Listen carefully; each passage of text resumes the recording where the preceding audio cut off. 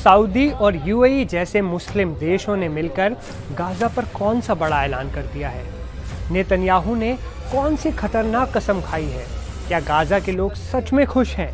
और आतंक को पालने वाला पाकिस्तान किस मुंह से शांति की बात कर रहा है? आज इस एक्सप्लेनर में इन सभी सवालों के जवाब हम विस्तार से जानेंगे। नमस्ते, मैं हूं असीम और आप देख रहे हैं एनडीटीवी इंडिया।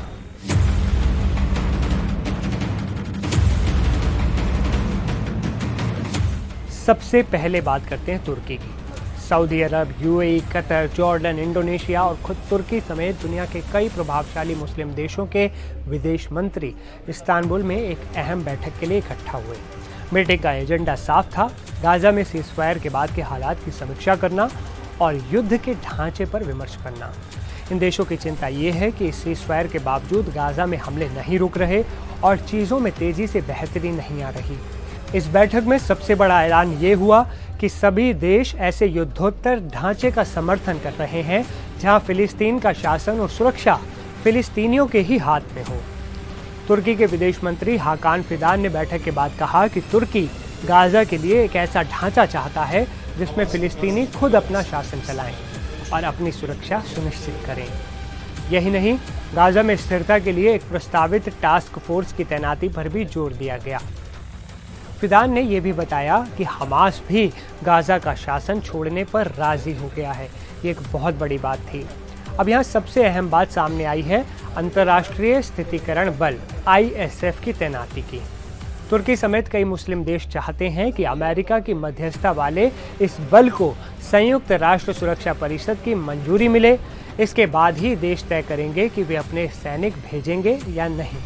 और इसी बल के लिए सैनिक भेजने को लेकर पाकिस्तान में भी चर्चा चल रही है। अब देखिए, यही वो मौका है जब पाकिस्तान पर मजे लिए जा सकते हैं। एक ऐसा देश जो खुद दशकों से आतंकी संगठनों को पनाह देता आया है, जिसका इतिहास आतंकवाद को बढ़ावा देने का रहा है, वो आज गाजा में शांति स्थापित करने के लिए सैनिक भेजने की बड़ी बड़ी बातें कर रहा है, झूठे डींगे हाँक रहा है। क्या विडंबना है। जो देश खुद आतंकियों का सरपरस्त हो, वो विश्व शांति की बात करे।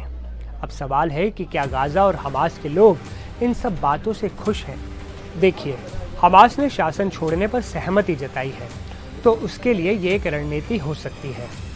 वहीं गाजा के आम लोग भले ही मुस्लिम देशों के इस एकजुटता से खुश हों, लेकिन वे शायद तब तक पूरी तरह से खुश नहीं होंगे जब तक जमीनी स्तर पर उनके हालात नहीं सुधरते, इजराइल के हमले पूरी तरह से नहीं रुकते और एक स्थायी शांति स्थापित नहीं होती।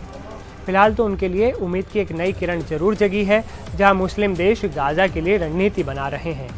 वहीं दूसरी तरफ इजरायली प्रधानमंत्री बेंजामिन नेतन्याहू का रुख अब भी बेहद कड़ा है। नेतन्याहू ने एक बड़ी कसम खाई है। उन्होंने संकल्प लिया है कि वो हमास को निरस्त करेंगे और गाजा पट्टी का विसैन्यीकरण करके ही रहेंगे। नेतन्याहू ने साफ कहा कि उनकी सरकार युद्ध विराम के बावजूद गाजा में मौजूद बाकी बचे आतंकी समूहों को निशाना बनाना जारी रखेगी। मतलब वो रुकने वाले नहीं हैं। उन्होंने दो टूक शब्दों में कहा कि गाजा पट्टी का विसैन्यीकरण उनका लक्ष्य है और अगर ये एक तरीके से हासिल नहीं हुआ तो दूसरे तरीके से हासिल ये किया जाएगा। इतना ही नहीं, नेतन्याहू ने अमेरिका को भी एक तरह से साफ संदेश दे दिया। उन्होंने कहा कि इजराइल अपनी कार्रवाई की सूचना अपने अमेरिकी सहयोगियों को देगा, लेकिन उनसे अनुमति नहीं मांगेगा। मतलब उसे अमेरिका की इजाज़त की ज़रूरत नहीं होगी। यानी इजराइल अपनी सुरक्षा के मामले में किसी से समझौता नहीं करने वाला उन्होंने साफ करा है। तो एक तरफ मुस्लिम जगत की एकजुटता है और दूसरी तरफ नेतन्याहू की कसम।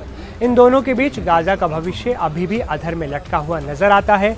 ये देखना दिलचस्प होगा कि मुस्लिम देशों की रणनीति और इजराइल की जिद इस पूरे क्षेत्र को किस ओर ले जाती है।